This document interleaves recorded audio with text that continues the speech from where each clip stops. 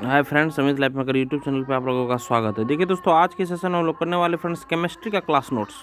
दोस्तों ये रसायन विज्ञान का क्लास नोट्स करेंगे दोस्तों, और इसमें दोस्तों छठा से लेकर 12 तक का टोटल महत्वपूर्ण पॉइंट्स दोस्तों दिया गया है। और दोस्तों ये एससीईआरटी और एनसीईआरटी इस पे दोस्तों आधारित है दोस्तों, ये जो कि दोस्तों आपके बीपीएससी ट्री 4.0 5.0 एग्जाम के लिए दोस्तों बहुत ही महत्वपूर्ण सेशन रहने वाला है।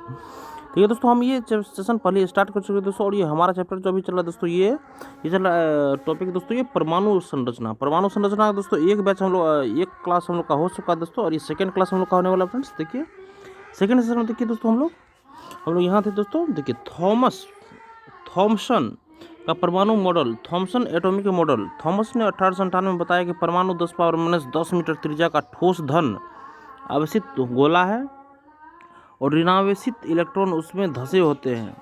इसमें ऋणात्मक और धनात्मक आवेश परिमाण में समान होते हैं, इसलिए परमाणु वैद्युतीय रूप से उदासीन होते हैं। और नेक्स्ट देखिए फ्रेंड्स, ये देखिए फ्रेंड्स, इलेक्ट्रॉन में दोस्तों निगेटिव चार्ज होता है, और spherical cloud of positive charge दोस्तों ये प्लस। ये देखिए फ्रेंड्स, थॉमसन ने परमाणु की तुलना प्लम पुडिंग एक खरबूज या तरबूज से की। इस प्रतिरूप से रदरफोर्ड के अल्फा कण प्रकीर्णन, अल्फा पार्टिकल्स स्कैटरिंग की व्याख्या नहीं होने से इसे खारिज कर दिया गया। और रदरफोर्ड का प्रयोग व नाभिकीय परमाणु प्रतिरूप देखिए friends, Rutherford experiments and nuclear atomic model. Ernest Rutherford ने 1911 में सोने की पतली पन्नी या पर्णिका 100 नैनोमीटर या 10⁻7 मीटर पर अल्फा कणों हीलियम के नाभिक की बौछार की, जिसके चारों ओर जिंक सल्फाइड जैनस का लेपन किया हुआ वृत्ताकार आवरण था। इसके इस प्रयोग से निम्नलिखित परीक्षण हुए दोस्तों। एक हो गया दोस्तों नॉन डिफ्लेक्टेड पार्टिकल्स और डिफ्लेक्टेड पार्टिकल्स दोस्तों। ये देखिए फ्रेंड्स, ये हो गया गोल्ड फॉल्स और फ्लोरोसेंट स्किन। रदरफोर्ड के प्रयोग के प्रमुख तथ्य देखिए दोस्तों, अधिकांश कण बिना विक्षेपण के सीधे निकल गए, और कुछ कण 90 डिग्री का वह कुछ कण 120 डिग्री के कोण पर अविक्षेपित होकर निकले दोस्तों। और 20,000 कणों में से एक कण ऐसा भी था जो 180 डिग्री के कोण से विक्षेपित हुआ अर्थात पतली पन्नी से टकरा पुनः उसी ओर से लौट आया दोस्तों। और रदरफोर्ड के परमाणु मॉडल का निष्कर्ष देखिए friends, conclusion of Rutherford's atomic number. ये देखिए फ्रेंड्स, परमाणु के भीतर का अधिकतर भाग खाली होता है दोस्तों। और देखिए फ्रेंड्स, सोने के परत द्वारा अल्फा कणों के प्रकीर्णन से पाया कि बहुत कम कण अपने मार्ग से विक्षेपित होते हैं, जिससे ज्ञात होता है कि परमाणु में धनावेशित भाग आयतन की तुलना बहुत कम है। धन आवेश द्वारा घेरा गया स्थान परमाणु के आयतन की तुलना में काफ़ी कम है। और रदरफोर्ड परमाणु मॉडल का निष्कर्ष के आधार पर परमाणु प्रतिरूप के मुख्य बिंदु दोस्तों देखिए, परमाणु का समस्त धन आवेश या द्रव्यमान उसके मध्य में छोटे से भाग नाभिक में केंद्रित होते हैं, और नाभिक की त्रिज्या 10⁻⁻15 मीटर होती है, और परमाणु की त्रिज्या 10⁻⁻10 मीटर होती है दोस्तों। परमाणु का अधिकांश भाग रिक्त होता है, जिससे ऋण आवेशित इलेक्ट्रॉन नाभिक के चारों ओर वृत्ताकार पथ में तेज गति से चक्कर लगाते रहते हैं। इन वृत्ताकार पथों को कक्ष, सेल अथवा कोष ऑर्बिट कहा जाता है। नाभिक के चारों ओर इलेक्ट्रॉन वृत्ताकार कक्षा में चक्कर लगाता है, और जिसे कक्षा कहते हैं दोस्तों। धन आवेशित नाभिक व ऋण आवेशित इलेक्ट्रॉन के मध्य लगने वाला स्थिर विद्युत आकर्षण बल और तीव्र गति से घूमते इलेक्ट्रॉन के अपकेंद्रीय बल से संतुलित रहता है। परमाणु में इलेक्ट्रॉन पर कुल ऋण आवेश नाभिक के कुल धनावेश के बराबर होने के कारण परमाणु विद्युत उदासीन होता है। और यदि नाभिक को क्रिकेट की गेंद जितना माना जाए तो परमाणु की त्रिज्या लगभग 5 किलोमीटर होगी दोस्तों। और रदरफोर्ड परमाणु प्रतिरूप की कमियां देखिए फ्रेंड्स,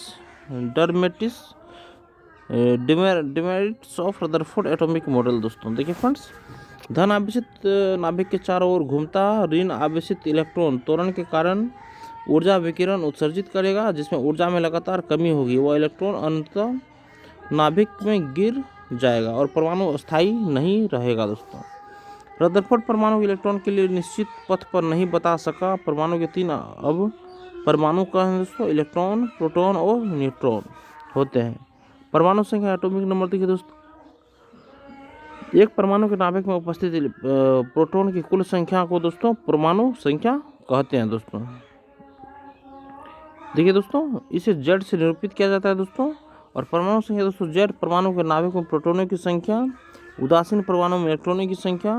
और द्रव्यमान संख्या देखिए फ्रेंड्स मास नंबर, एक परमाणु के नाभिक में उपस्थित न्यूक्लियन की कुल संख्या प्रोटॉन प्लस न्यूट्रॉन की संख्या को द्रव्यमान संख्या कहा जाता है और इसे ए से निरूपित किया जाता है दोस्तों। और ए बराबर दोस्तों जेड प्लस एन, यहाँ एन न्यूट्रॉन की संख्या है दोस्तों। और द्रव्यमान संख्या ए, प्रोटॉन की संख्या पी और न्यूट्रॉन की संख्या प्लस न्यूट्रॉन की संख्या दोस्तों एन। ए बराबर पी प्लस एन होता है दोस्तों।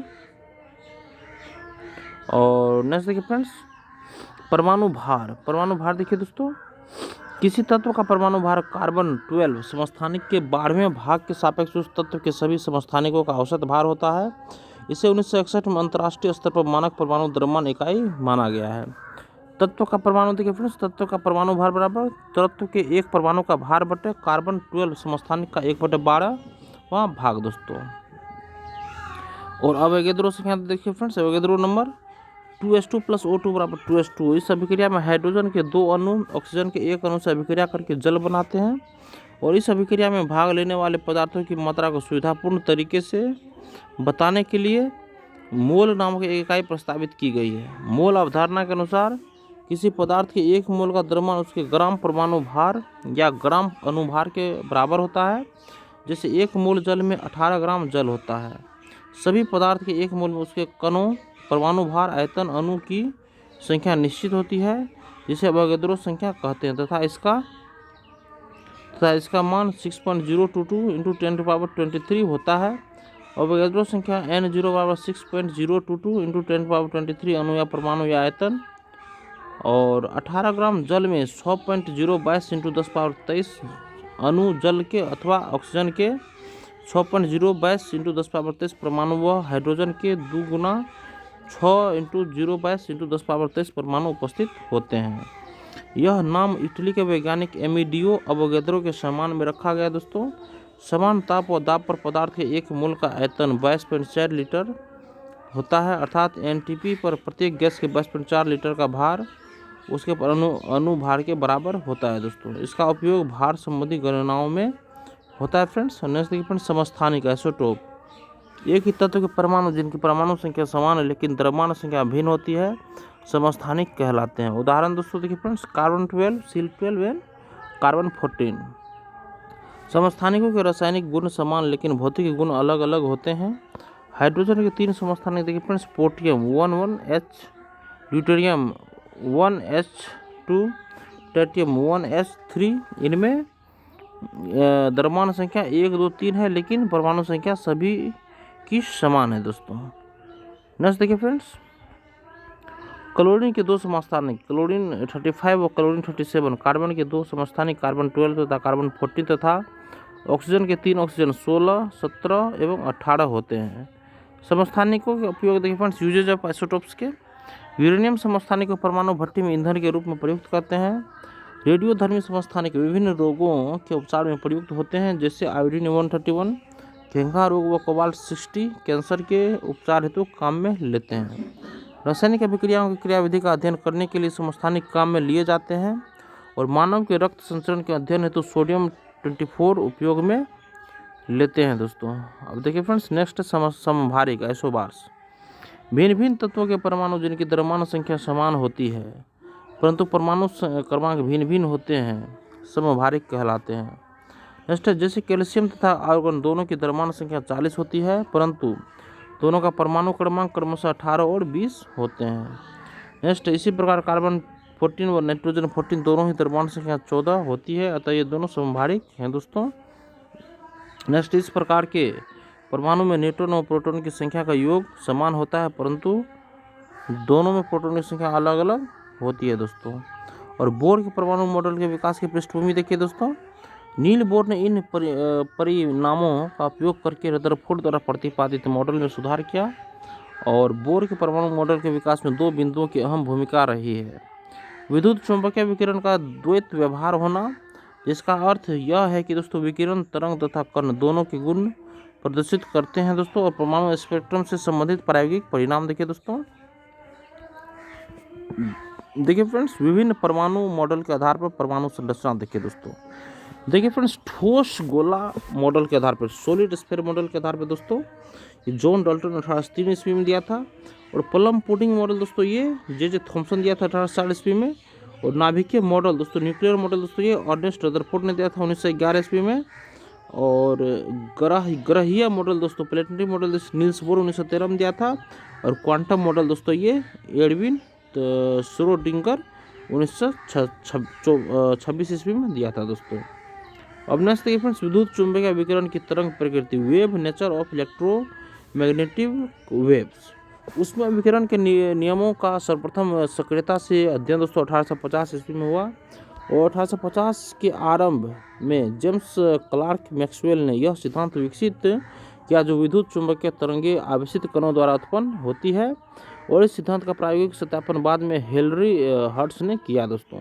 और जेम्स मैक्सवेल ने सन 1870 में सबसे पहले आवेशित पिंडों के बीच अन्योन्य क्रियाओं और स्थूल स्तर पर विद्युत तथा चुंबकीय क्षेत्रों के व्यवहार की व्याख्या की। और विद्युत आवेशित कणों को जब त्वरित किया जाता है तो एकांतर विद्युत एवं चुंबकीय क्षेत्र उत्पन्न होते हैं। यह क्षेत्र विद्युत एवं चुंबकीय तरंगों वेव्स के रूप में संचालित होते हैं एवं विद्युत चुंबकीय तरंग अथवा विद्युत चुंबकीय विकिरण इसे दोस्तों कहते हैं। और प्रकाश के विद्युत चुंबकीय विकिरण का एक रूप है दोस्तों। न्यूट्रॉन प्रकाश को कणों कणिकाएं कॉर्पल्स का बना होता है दोस्तों, कॉर्पल्स का बना हुआ माना जाता है दोस्तों। और 19वीं शताब्दी में प्रकाश की तरंग प्रकृति प्रतिपादित हुई दोस्तों। और पहली बार मैक्सवेल ने बताया कि प्रकाश तरंगें दोलायमान विद्युत तत्व चुंबकीय व्यवहार से संबंधित होती हैं। और यद्यपि विद्युत चुंबकीय तरंग की गति की प्रकृति जटिल होती है, लेकिन हम यहाँ कुछ सामान्य गुणों पर विचार करेंगे जो निम्न है दोस्तों। देखिए फ्रेंड्स, ये चुंबकीय क्षेत्र घटक हो गया दोस्तों, ये जो है दोस्तों। और विद्युत क्षेत्र घटक ये ऊपर का दोस्तों एक्स संचरण की दिशा हो गया दोस्तों। दोलायमान आवेशित कणों द्वारा उत्पन्न विद्युत क्षेत्र तथा चुंबकीय क्षेत्र एक दूसरे के लंबवत होते हैं। ये दोनों क्षेत्र तरंग के संचरण की दिशा के बीच लंबवत होते हैं। ध्वनि अथवा जल तरंगों के विपरीत विद्युत चुंबकीय तरंगों को किसी माध्यम की आवश्यकता नहीं होती है और वे निर्वात में गति कर सकती है दोस्तों। और विद्युत चुंबकीय विकिरण कई प्रकार के होते हैं जिनकी तरंगदैर्घ्य या आवृत्ति एक दूसरे से भिन्न होती है। ये साथ मिलकर विद्युत चुंबकीय स्पेक्ट्रम बनाते हैं। और स्पेक्ट्रम के भिन्न भिन्न क्षेत्रों के भिन्न भिन्न नाम है दोस्तों। इसके कुछ प्रमुख उदाहरण दोस्तों, रेडियो आवृत्ति, रेडियो फ्रीक्वेंसी क्षेत्र दोस्तों 10 डिग्री हर्ट्ज के लगभग, जिसका उपयोग प्रसारण में किया जाता है। और सूक्ष्म तरंग दोस्तों, माइक्रोवेव क्षेत्र 10 स्क्वायर जेट के लगभग, जिसका उपयोग रडार में किया जाता है। और अवरक्त दोस्तों, इंफ्रारेड क्षेत्र दोस्तों 10⁻13 हर्ट्ज के लगभग, जिसका उपयोग गर्म करने में होता है।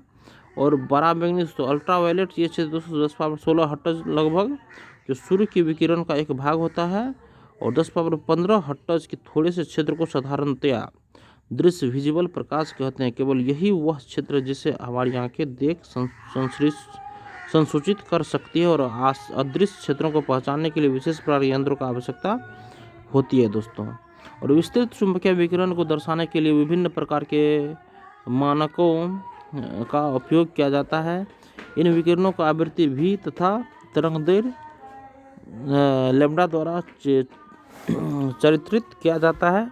आवृत्ति भी का एसआई मात्रक हेनरिक इट्स के नाम पर हर्ट्ज है। तरंगदैर्घ्य की मात्रक लंबाई के मात्रक होने चाहिए। सामान्यतः इसकी माप मीटर एम होती है। विद्युत चुंबकीय विकिरण में छोटी तरंगदैर्घ्य की तरंगें होती हैं, इसके लिए छोटे मात्रकों की आवश्यकता होती है। निर्वात में सभी प्रकार के विद्युत चुंबकीय विकिरण, चाहे उनका तरंगदैर्घ्य कुछ भी हो, एक समान गति अर्थात 3.0 × 10⁸ मीटर पर सेकेंड से चलते हैं। इस गति को प्रकाश की गति, स्पीड ऑफ लाइट कहते हैं, जो सी चिन्ह से दर्शाते हैं। आवृत्ति फ्रेंड्स, आवृत्ति भी तरंगदैर्घ्य लैम्ब्डा तथा प्रकाश के वेग सी को निम्नलिखित समीकरण द्वारा संबंधित करते हैं। सी बराबर देखिए फ्रेंड्स, आवृत्ति इंटू तरंगदैर्घ्य। तरंगों को बताने के लिए एक दूसरी राशि तरंग संख्या भी का उपयोग किया जाता है। यदि प्रति इकाई लंबाई में तरंगदैर्घ्य की संख्या को तरंग संख्या वेव नंबर कहते हैं। इसका मात्रक तरंगदैर्घ्य के मात्रक का व्युत्क्रम अर्थात m⁻⁻1 होता है। लेकिन सामान्यतः प्रयोग होने वाला मात्रक Cm-1 SI मात्रक नहीं है। विवर्तन देखिए फ्रेंड्स, डिफ्रैक्शन अथवा व्यतिकरण इंटरफेरेंस जैसे कुछ प्रायोगिक परिघटनाओं को विद्युत चुंबकीय विकिरण की तरंग प्रकृति द्वारा समझाया जा सकता है। गर्म पिंड को विकिरण का उत्सर्जन कृष्णिका विकिरण, ब्लैक बॉडी रेडिएशन दोस्तों। और देखिए फ्रेंड्स, विद्युत चुंबकीय विकिरण का स्पेक्ट्रम, दृश्य स्पेक्ट्रम, पूरे स्पेक्ट्रम का एक छोटा सा भाग दृश्य क्षेत्र होता है।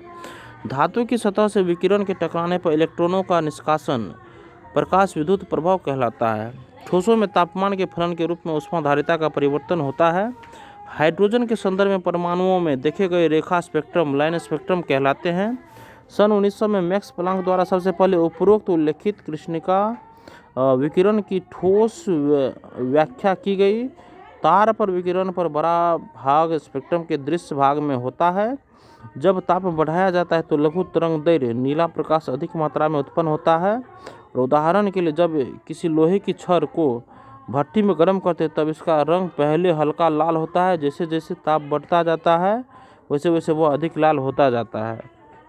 जब इसे और गर्म किया जाता है तब इससे निकलने वाली विकिरण का रंग सफ़ेद हो जाता है, और जब ताप बहुत अधिक होता है तब यह नीला हो जाता है दोस्तों। और इसी के साथ दोस्तों हम अपने सेशन को आज यहीं तक रहने देते हैं फ्रेंड्स, और नेक्स्ट सेशन में दोस्तों करेंगे कल दोस्तों ये परमाणु संरचना दोस्तों। अभी बचा हुआ हमारा सेशन है। सेशन देखने के लिए धन्यवाद दोस्तों। अगर सेशन आप लोगों को पसंद आए फ्रेंड्स, इस सेशन को एक लाइक जरूर कर दीजिएगा और किसी ग्रुप में इसको शेयर कर दीजिएगा दोस्तों। धन्यवाद दोस्तों, आपका दिन शुभ हो।